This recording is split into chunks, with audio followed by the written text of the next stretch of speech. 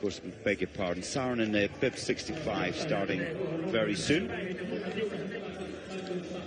64, this is Nishikawa from Canada, from the Canmore Centre, which you know very well indeed, Mike. So many good facilities in Canada, from east to west, and structured clubs, and a great development plan they have over there. Well, so here is Saarinen, now 35 and a winner of 4 World Cup starts, and she's had over 200 World Cup starts in her career. But the high points, of course, a bronze medal in Whistler in the 30-kilometre classic race. That really her best ever performance at Olympic level. She's had bronze medals in the World Championships as well. The last one of those coming in the 10-kilometre classic in Oslo in 2011. Charlotte Kaller finding a little space on that board. Sapunki from Vuokatti, 22-year-old Finn. And 67 in the background, just moving into the timing wand, Justina Kowalczyk, the Olympic 10-kilometre classic champion.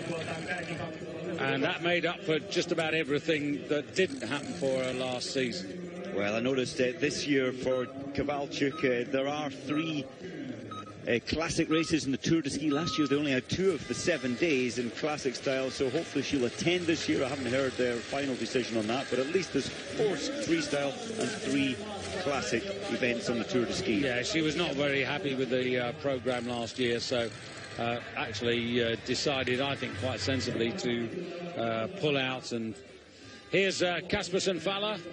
And yesterday, Kaspersen Faller, the Olympic champion, on the podium in the sprint. Last season also took the victory in Drammen in the classic sprint there. Interesting to see what she can produce over a distance, though. Only 24, home for her, Lillehammer. Well, Olympic Games there back in '94, so she's seen it from a very young age, the competitions and the competitors coming to her hometown. Heidi Weng, another of the talented elite. She's only 23 years of age. Top 15 yesterday. And she's had 3rd and 2nd place finishes in World Cup competitions. She was a former junior world champion over 10 kilometres in the mass pursuit start. That was, what, 3 years ago?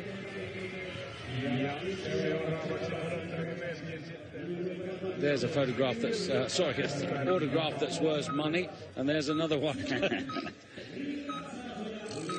Sarasoya Lilia, as you can tell by that, married now, from Uvascula, 32 years of age. Yet to podium at a World Cup competition. Charlotte Kaller. Well, you're looking at the Olympic 10-kilometre freestyle champion from Whistler. Last year, silver medals in the 10-kilometre classic.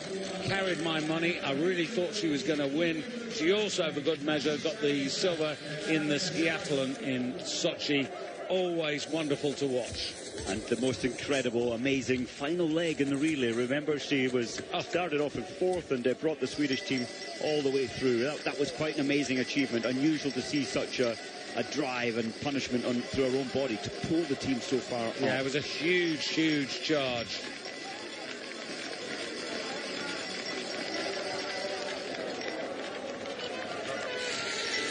Elizabeth Stephen there, 53, slipping a little as the hill got steeper, and then it flattened out, back into her stride again. Smutna still keeping the same relaxed. The body is screaming now in terms of the push that she's given, but she's keeping everything efficient.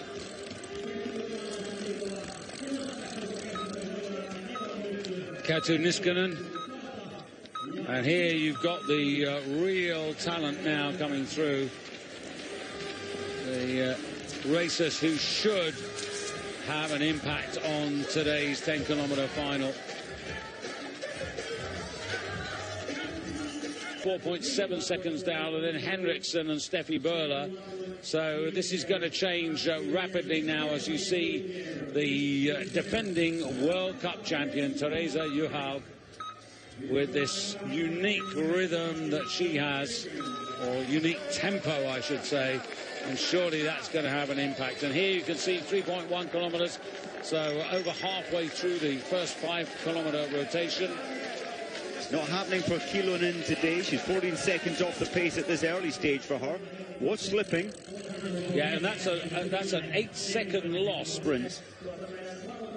And so Magic Marit, well, 4-time Olympic champion, 83 World Cup victories. I mean, you just almost shake your head in disbelief, don't you? The dominance that she's had. The athlete, the female athlete of her generation in cross-country skiing. Well, I'm just wondering, will there ever be anyone like this again to take so many victories, to continually produce the goods? Although she did go through a bad patch, what was it, 2006, 2007, when she felt so much pressure. The Norwegian press always hounding her, why didn't you win today, Marit?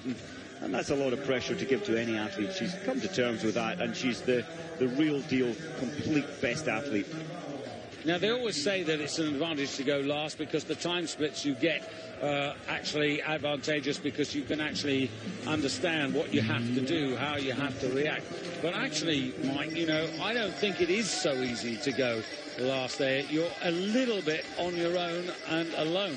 It's an interesting one. A lot of athletes say, well, it is an advantage because you're obviously at the back because you're on best form, you're the best athlete, and then you're getting all the information ahead of you. So that who didn't take part or didn't make it through into the top 30, therefore not making the finals. Henriksen, I should say, has finished in 27:35.5, ahead of Mononen, ahead of Bleckor, ahead of Novakalva. And there's Smutner just coming into the finish, 13 seconds ahead of Henriksen. But actually, she didn't make any more progress in the last 3,000 metres, actually, Smutner. She didn't, and I think great credit to the young Henriksen. She seemed to go through a bad patch at between 3 and 6 kilometres, but got her routine, her rhythm back. And I think we're going to see Henriksen as an absolute fixture in the Swedish team and for the World Championships. This doesn't look overly comfortable for Saarinen. 3.1 kilometres, so challenging Chekalaeva, who's now overtaken Ersberg. Yeah, Saarinen struggling. She's not going to get another victory in this one today. When you've got a deficit of 20 seconds already, can't pull that back. I think the Finnish fans in the background know that. They pinned a lot of hope on her today for a medal, David. I think what Saarinen's all about these days is preparing for the big occasion. And I think this is a performance that actually, from her point of view, is just building towards hoping to get a place in the Finnish team and then producing something at the World Championships. Now, Kowalczyk, here she is in that dogged rhythm, head down. You've got the shoulders over the toes there, getting the power, 9 seconds to the good. Well, Charlotte Kaller at 3.1 kilometres. Now, I can tell you that Kaller was some 3.6 seconds down on Kowalczyk at the first 1,400-metre check. But now moving, this is absolutely her distance. And as we've said, you know, her classic skiing, she's really worked hard on this. And as you can see now, having to choose a track to avoid all the traffic. It's going to be close, and Kaller slipping badly there as soon as it became steeper. So straight away, as soon as she slipped, she had to put the edges in. She's going to go wide. There's more space to the left. It is 9 metres wide here, but Kaller really slipping now. She'll be able to get back into her more efficient stride. 3 seconds off Kowalczyk's pace. Those 3 slips have actually cost her at least 2 seconds. So, I mean, she would have been very much on terms with Kowalczyk. She would, and maybe she needs to now break into the herringbone as bib number